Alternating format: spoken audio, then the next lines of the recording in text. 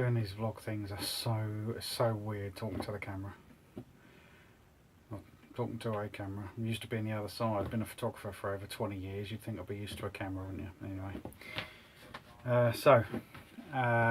Where I live at the moment, it is bloody cold, and I don't... Well, first thing I say is I'm going to try and do this in one take, so the and count might be a bit high, so we'll see how we get on. It's pretty cold where I am at the moment, so I thought I'd just do a video to have a talk just about what's been going on, and just to put video, get a video out there for my subscribers. And thank you to everybody who has subscribed. I'm up to about 100 and, I think it's 162 today, which really surprises me, really, to be honest, because when I bought the MR2 and was thinking about putting a channel together, I didn't think I'd get more than about 10 or 20 people, just be sort of people who wanted to learn how to do specific things. So I'm pleased they're helpful for people and people enjoy the videos. If anybody's got an idea for a video they want me to do, please put a comment, and I'll try and get that done for you. So what's been going on? Well, after the last video where there was some funny mic things going on, I've bought one of these things. A lavalier mic, or testing, something like that. Anyway, so I've got a second mic on the camera just in case this one doesn't work out so well. It was eBay special, so when I process, that's the word, when I process the video, we'll see how it sounds. If it doesn't sound good, that'll be because, well, if it doesn't sound good, I'll be using that one.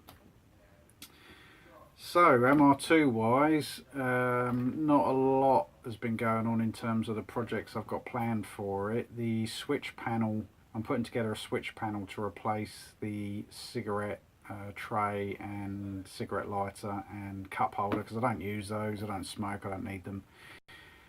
So that's moving along a little bit. I've cut the actual internals of that out, and the switch panel now is in the process of being fitted in. I've got a bit of a problem with it in terms of it's actually not anything physical to fit into the fit the panel, to fix it to the panel behind there. So I'm going to have to figure that out. Probably have to do some sort of clamping system behind it, but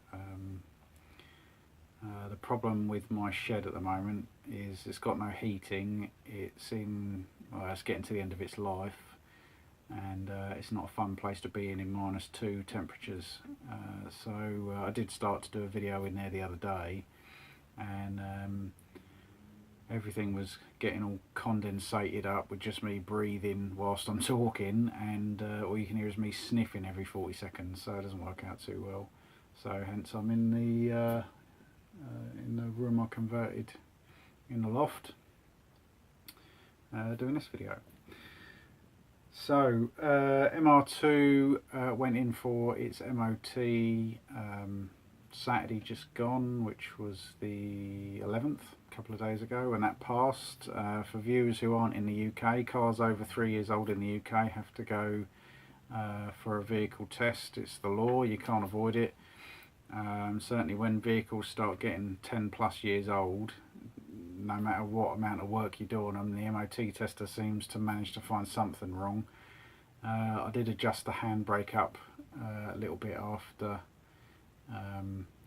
I'd forgotten to adjust it properly to the MOT spec, which is only a handful of notches, otherwise they'll say it's failed, there's too much handbrake travel.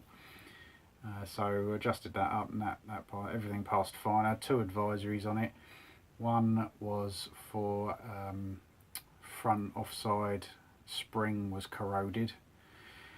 I'll have a look at that, but as the tester guy says, he's got to tell me if it's corroded, but by the same token, it's going to be corroded. It's been under there for 12 years, 11 and a half years, so that was that. And the other thing that he noted as an advisory was the splash guards behind the discs on the rear which I knew they were in a bad state, and when I changed the calipers, I would have changed those if it was easy to, but the thing being is that you can't change the splash guards without pulling the hubs completely off, and I wasn't going to be doing that. So if they get so bad that they've got to come off, then I'll just cut them off in situ, and then if I have to change the bearings on the rear at any time, I'll swap them out then. I've got a little list here because I can't always remember everything. So shed, yeah, shed's not a great place to be this time of year. So when we moved in, I did some repairs to the shed. It's not, you know, in terms of what some people use as a workshop or shed or whatever. It's 8x12, so it's a fair size. But when we moved into the house, it needed some repairs, and it was going to be a temporary sort of thing until I decided what I wanted to build down the end of the garden. Well, we've been here over 10 years now, and it's still there, but it is come to the end of its life, really. So in the next couple of months, that's going to be a project where I'm going to knock the shed down completely, extend the concrete base, build 2 courses of stone block walls, and then build the shed structure up from there. I've built smaller structures before, like wood stores and little smaller sheds for bikes and things like that, but it's going to be quite a big build for me. So you know, I'm not a builder, you know, as I say in the description for the channel, you know, I'm not a builder, I'm not a mechanic, I'm a dad, you know, I'm a guy much the same as you guys and girls out there watching the videos, who are, you know, sort of weekend warriors with their tools and like to have a go at doing their own stuff. So some people might find that interesting. I'm going to try and document that as best I can, and we'll see how that goes. Yeah. So what else has been going on? My new tool cabinets arrived. I bought those from Machine Mart in the UK. They're the heavy duty range. A picture will pop up now.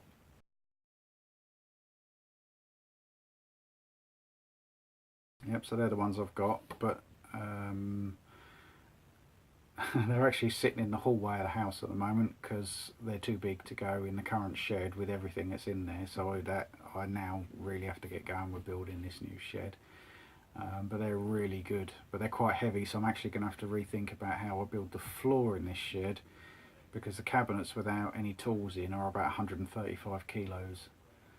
So I might have to put a tanked concrete floor in, perhaps, as opposed to a wood one. I have to think about that anyway. So other than that, I've been buying some more tools. So some I bought in the UK, some I've ordered from China. So without further ado, let's stop this chit chat bit and let's have a look at these tools. What I will say before we do look at the tools though is that I buy the tools that I need, and sometimes I'll buy tools because I'm interested to see what they'll be like for the price. But what I don't I don't buy snap-on tools. One, because I like to eat every week, and also well, they're just too expensive. And if I was a full-time mechanic, then absolutely I understand why you guys spend the money on Mac and Snap-on and stuff like that, because if those tools made my money that provides the standard of living for me and my family, then yes, you absolutely need to rely on those. But if I break a spanner or a ratchet or a socket or something like that on a Saturday afternoon trying to fix my car, you know, it's no big shakes. I'll just go and get another one. So I don't buy super cheap, but by the same token, I don't pay, well, this flex head ratchet, for example, I think this was about £20. The snap-on equivalent of that, I had a look just before I started this video, £156. There is no way on God's green earth am I spending £156 on a ratchet that probably, you know, I've got quite a few well, I haven't got quite a few ratchets. I see some guys, especially younger guys, I would be, well, I'm pretty envious of some of you younger guys' tool collections. I mean, some of them are immense. But I've got quite a handful of ratchets for, I don't know, the 30 times I might use this in a year. £156 is not worth it to me. So I just want to sort of clear that up. Now some people do get quite precious, if you like, about, well, no, I'd only buy snap-on, and that, if that's what you want to do, that's great. But you will find, if I'm not talking about you guys who are mechanics and you earn your money with your tools, totally understand why you spend that money. When you get older though, and you buy a house and you have children and all those kind of things, your priorities will change. And you will not think to yourself, I'm going to spend £156 on a flex head ratchet. You will think things like, my children need whatever trainers they need and things like that, and rather than spend the money on yourself, you'll spend it on them. And you young guys watching this, you might think you won't do that, but you will. And if you don't, well, then have a word with yourself. Anyway, let's have a look at some tools. Okay, so I went into, when I went and bought my tool chests, I bought a handful of tools. Now, the first thing I'm going to talk about is a Circlip plier set. Let's just focus it up a bit, there we go. Now, this is the kit that I had. I've had this for a number of years. You can still buy this kit. It's pretty cheap. There's a reason why it's pretty cheap, and that's because it's bloody awful. And I'll tell you why.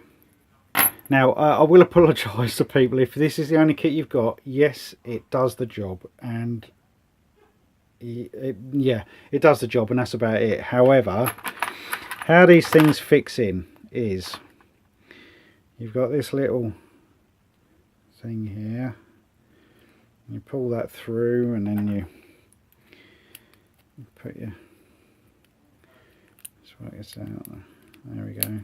So it's a 4-head set, and you plonk that through there like that, and then you push that through there, and then you got that little thing there. Let's just focus that a bit. Try again. Come on. Okay, well, there's this that there. And that's pretty much what happens. You're doing your thing, and there you go. Look, you see, you're doing your thing. Let's just pop that through there. You know, you're at a crucial point, and you've got your pliers, and you're in a spot, and you're plying along, and you're trying to do your thing. And then what happens is that pops through, and then typically it won't do it now, but every time. And then this starts wobbling. Yeah, that pops through. That's what happens. That pops out, and then just save yourself some aggro. Don't buy that. Don't buy that. Buy fixed ones. You can buy some really nice ones that are fixed. Now, these are the ones that I picked up the other day. Now, interestingly, if you are someone who has a look around to see what tools are available and things like that. This set, although it's branded as Clark, which is a Machine Mart, they sell them at Machine Mart in the UK. You can pretty much pick this set up. eBay, Amazon. They're made in China basically. So there's some factory knocking these out, and then companies like Machine Mart and people like that, they're buying them and they're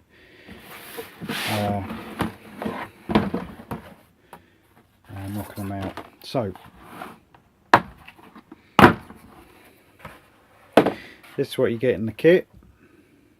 You get, what you got there, 8 pliers of all the different sorts. You've got, those ones. You can see I'm really adept at doing tool reviews, can't you? They've got these ones here and these ones do that. And but what I would say about these is, when you squeeze these, they don't flex. Not that you need massive amounts of, if you're sort of pulling a plier, a snap ring, off. What you basically need is the plier stays solid, doesn't flex, and does the job it needs to do. There's a couple of pick sets to obviously hook things out. There, I've got a pick set in my tool chests, my existing ones. So yeah, so I bought this one. This was, I think, somewhere around £18–19 in Machine Mart. It might have been a little bit cheaper than that, because they do these VAT-free days, which, don't be fooled into thinking it's 20% off the price, because it works out to something like 16.5%. So if you're someone who you know, gets the emails or whatever from Machine Mart, say, oh, we've got a VAT-free Sunday or whatever, don't get caught out into thinking it's 20%. It's not. It works out to about 16.5%, so just bear that in mind. But a handy addition. They're not something that I use an awful lot, but I do tend to be someone who people will ask me to fit stereos and things like that, so to get interior door cards off and things like that, they'll come in useful. I need to repair a couple of door handles inside the house as well, so they'll be useful for that. Okay, next thing is, after my strut video, front strut brace, and those who have asked, it's still been too wet and too icy to be able to give the MR2 some hell into the corners to see how that strut brace performs. But I haven't forgotten you, and plus I want to give it some hell to see what it does as well. But as soon as that can happen, it will. But in there, my poor old glasses that I've had for donkey's years were knackered, so I picked myself up some new safety glasses. I think they're about £4, something like that, not an awful lot. I tend to end up dropping them on the floor, scratching them and all these, you know, sitting on them and stuff, so I'm not really too fussed about spending huge amounts of money on them, but they do need to come with the job. So make sure that when you buy these, they are to whatever the required standard in your country is, or better. You've only got one pair of eyes, people, look after them. Next thing I picked up, and this turned up the other day, a cheap hole saw set. There'll be some people watching this video literally crying into their tool chests at some of the quality of these tools, but this is a prime example of what I'm talking about. I'm buying a tool for a specific purpose. Now this set I think was like £5, so frankly, if it, once it's done its job, if it falls apart and I have to throw it away, I'm not going to lose any sleep over that. But what I did buy it for is for the, I don't think you can actually see that on the camera, 51 there, yeah. I've got a chrome Toyota TTE bar, roll bar, style bar, whatever you want to call it, to fit. And if the weather actually behaves itself for a couple of days when I'm not working, and that's a project I've got coming up for a video, I needed a 51mm hole saw to be able to cut the plastics behind the seats in the MR2 to be able to fit that. So it's not going to be going through whatever medium grade steel or anything like that, it's going through plastic, so it will do the job. And if it does some other things and it pays for itself, and that's great. But you're going to need something like this to cut a hole. It's only cut in plastic, and it'll do the job. So for £5, frankly, you can't go wrong really. This is the Ratchet I was talking about. It's made by Nielsen. It's a 3 3/8 of an inch flex head. It was, I think it was about 20. It might have been a bit less than that. I think it might have been £18, something like that. It wasn't an awful lot. I bought it for two reasons. One, I just wanted to see how I'd get on with a flex head ratchet, because I'm used to a fixed ratchet, and I've got 1/4 inch, 3/8 and 1/2 inch ratchets which have done admirably. It's 72 teeth, so as sort of ratchets go, then you know it's not bad. The finish is quite nice. It's a polished chrome finish, and you've got your thing. It's you know, quick sort of locking or whatever you call it release head there. one thing I don't like about it, and I'm going to shim this up, is if you have a look, there is a bit of slop there in the head. So I'm not sure, you can possibly just see that in the video. I reckon there's about a 1mm, if that, probably not even that. There's a slight gap there, so I'm going to take this bolt out, shim that up, and then that will be fine for what I need it for. It's not going to do mechanics who, as I say, you know, there's probably people crying into their engineer's cup of tea at the quality of this compared to their snap-on, but I'm going to say shim that up and just see how I get on with that. I'll be interested to actually see if there's any, or anyone, if you've got the snap-on version of this, just let me know. Is there any side-to-side movement? It's a fraction, but it's enough, and I don't like it, so I shall shim it up. And if it doesn't work, then because I don't like it, I'll, don't know, give it to my son or something.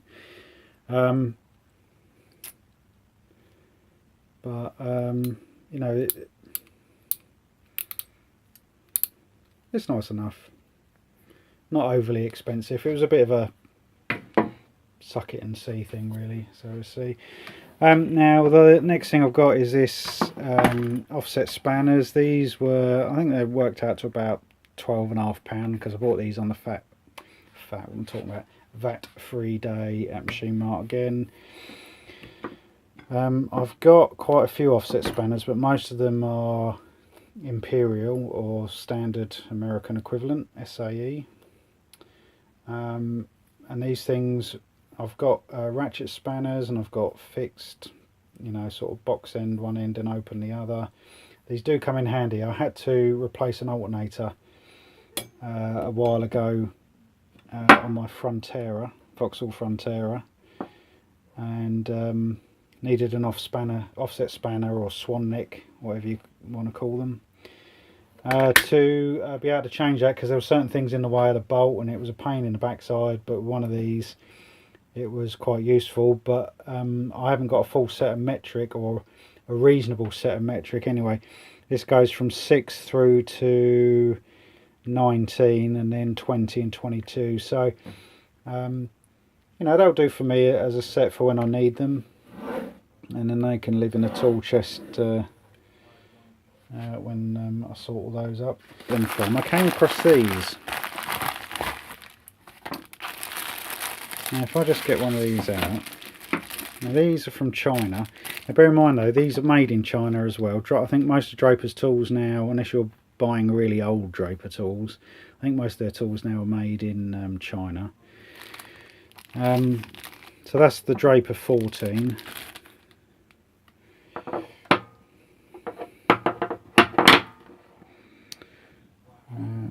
And that is the China. That's the 16mm, and I've got the various sizes. I've got a few there.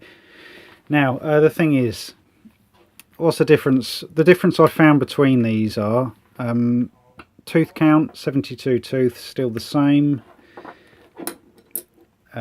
These ones that I've recently bought from China, they're a little thicker, as you can see. I'll be honest, I think they're a little bit more comfortable because the body of the spanner is actually thicker. However, 16mm from Draper is something along the lines of about £20, I think. I think this one was about £3.50, which frankly I couldn't believe. I thought the picture that they were showing to advertise this spanner was not going to be anything like the product that turned up. I thought it would, you know, look like it'd been dropped and kicked, never mind drop forged or whatever. But they are, I think they're fine. You know, if you're looking for a cheap set of ratchet spanners, have a look on eBay, and there's quite a few sellers selling these now. And what I'm actually going to do is get the rest of, you know, I'm quite happy to buy the rest of these. I've tried these ones, putting some force on nuts and things to see how much punishment they'll take. And you know, they're the, I mean, I found them the same as the Draper. Are they the same quality as your things like your Snap-on? No. Do they do, or will they work out fine for me fixing the MR2 on the driveway on a weekend or after work? Yeah, I think they will. I was pretty pleased with them. I mean, £3.50, it's just ridiculous. I think the littler ones, what's that, that's a 7. I think that was like £1.50. It's like ridiculously cheap. You can buy sets of them going from something like 7 through to 20, not skipping any sizes, in a case for something like £20. It's ridiculously cheap. So if you're in the market for some of these, you know, you might be a young guy starting out, or someone who just doesn't, or who would like a set to try them but doesn't necessarily want to spend an awful lot of money. I would say, yeah, give these a go. I think they're fine. I mean, you're not, this is meant to sort of do the fastener up, and then you're going to be using the other end to, you know, really give it some torque to do it up anyway. But yeah, so they are the things I've been buying online or in the stores at the moment. So it was a bit of a mishmash of a video today, so I'm not sure really how people are going to find this one. I hope there's something useful there for people who are watching and my subscribers. So once again, thank you to all my subscribers, much appreciated. And I'll see you again as soon as I can for the next video. And you people who are watching who haven't subscribed, hit the subscribe button or leave me a comment or a thumbs up, things like that. Certainly a comment or a thumbs up is useful to me, because it lets me know what people are enjoying to watch and things like that. So ta-ra for now.